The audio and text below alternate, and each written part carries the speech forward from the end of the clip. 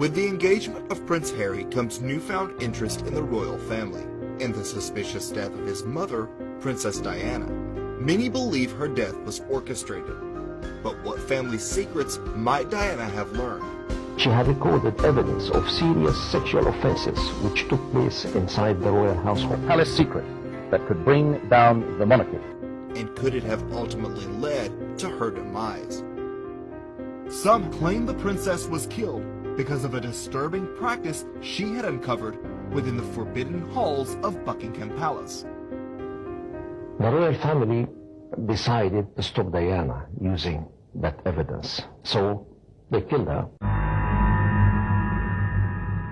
Her years inside the Windsor's private world of horrors had given Diana a glimpse into the shadowy Luciferian world we call the Illuminati. Was she preparing to use her international platform to expose the hidden workings of the elite? Diana knew the Windsors had a dark side, but researchers speculate she had become aware of something she could no longer keep silent about. According to the book The Biggest Secret by David Icke, Diana had sought advice from a trusted confidant concerning how best to reveal a secret that would shake the world. When asked if it concerned global drug trafficking, she replied, "Oh no, it's much worse than that." The Sunday Express went further, however, and talked of a palace secret that could bring down the monarchy. The rape allegations were made to Princess Diana by a valet called George Smith, who said that he was raped by a servant of Prince Charles. However, it is believed that George Smith made other allegations of an even more serious nature, that the Queen intervened to stop those allegations coming out in court. Could Diana have discovered the extensive child trafficking network among the highest levels of power that is only now beginning to surface through scandals such as Jimmy Savile? Jimmy Savile was a creepy radio DJ and TV presenter who also happened to be best friends with Diana's husband, Prince Charles, even attempting to act as a mediator at one point in their troubled marriage. After his death, it was discovered that he had been England's most prolific sexual predator to date. His number of victims, both children and adult, reached into the thousands. He was into sick Aleister Crowley sex magic, including necrophilia, and grew powerful through his ability to procure children for the British aristocracy. Diana loathed the man. Jimmy Savile was not just a paedophile. He was a procurer of children for the rich and famous. He was, of course, an inner circle, bosom buddy of the British royal family. And in all these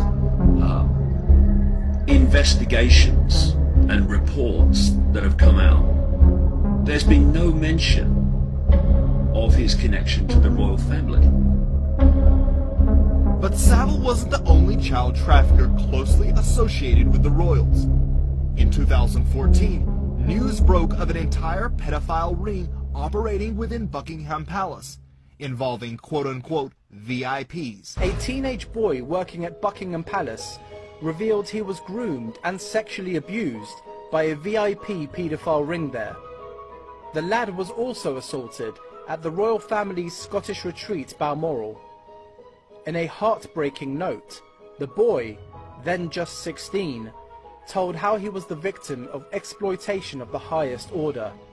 Peter McKelvey, the former child protection officer who first raised the alarm about high-profile individuals engaged in child sex abuse, said that their campaign of abuse may have been going on for as long as 65 years, but there has always been the block and the cover-up and the collusion to prevent an investigation. There was also the case of the Queen's personal butler, Paul Kidd, who ran a high-level child trafficking ring inside Buckingham Palace and even brought children to meet the Queen Mother. It was first in 2008 that news about deep roots of paedophilia inside Buckingham Palace emerged. former Buckingham Palace butler was unmasked as a sexual predator who ran a paedophile ring while serving the royal family. American billionaire and convicted pedophile Jeffrey Epstein's former sex slave has named the Queen's son Prince Andrew as one of her abusers.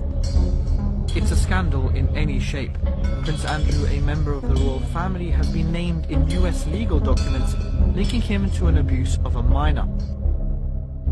The FBI allegedly has tapes of Epstein and his powerful friends having sex with underage slaves at his infamous Orgy Island.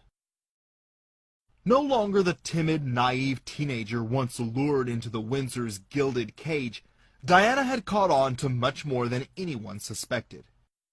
According to Mohammed Al-Fayed, Diana had recorded evidence of quote-unquote serious sexual offenses taking place within Buckingham Palace.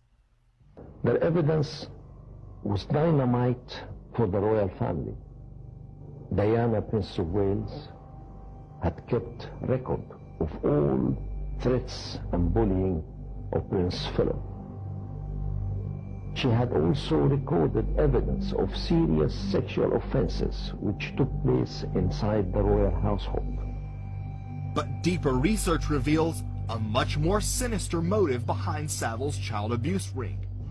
Victims have come forward exposing the ritualistic nature of the abuses they endured at the hands of Savile and his rich and powerful friends. Satanism is known to be practiced among the British aristocracy. Could this be some of the earth-shattering information Diana wanted to expose? If so, she had become a dangerous woman indeed. But might even darker forces have played a role in the princess's untimely demise? Some researchers believe that the princess's death was ritual murder of the highest order. Proponents of this theory claim the princess was murdered according to an ancient pagan tradition, and point to the alarming amount of occult symbolism surrounding her death. The Point d'Alma tunnel, where the princess died, was a sacred sacrificial ground to the Merovingians, the ancient Illuminati bloodline which founded Paris. During their rituals, the victim was sacrificed inside the underground temple. Diana was, after all, named for the moon goddess of ancient Rome, making the fact that she died inside an ancient sacrificial chamber to the moon goddess strikingly coincidental. The number 13 is known to have a great deal of significance within the realm of the occult, and is often found alongside the elite cabal's handiwork. Was it merely another coincidence, then, that the princess's car struck the 13th column? What were they really doing with her down in that tunnel for so long? We are told she bled to death, which is also in accordance with high satanic sacrifice. Why was Diana held in that tunnel for so long when she's supposed to have had internal bleeding which needed repairing? Why not get her to hospital immediately? Why was she held in that tunnel for the best part of an hour and a half? Why? Because in the sick ritual, and that's what it was, the ritual of her murder, she had to die in that place of ancient sacrifice to the goddess Diana. And it was when she died that they then moved her out. And of course, goodness knows what have happened to her internal organs, because this is what these sick people use in their rituals. She proved to the world that a princess could be more than fairy tale weddings and diamond tiaras, and displayed a kind of strength of spirit the rest of the royals could only envy. Diana was simply too good for them, and the whole world knew it. And so, she had to be done away with. Thanks for watching. Be sure to like and subscribe. For more info on Princess Diana's murder, see my full documentary, The Murder of Princess Diana. And as always, I want to give a special thanks to my patrons at patreon.com for believing in me and this channel. Thank you.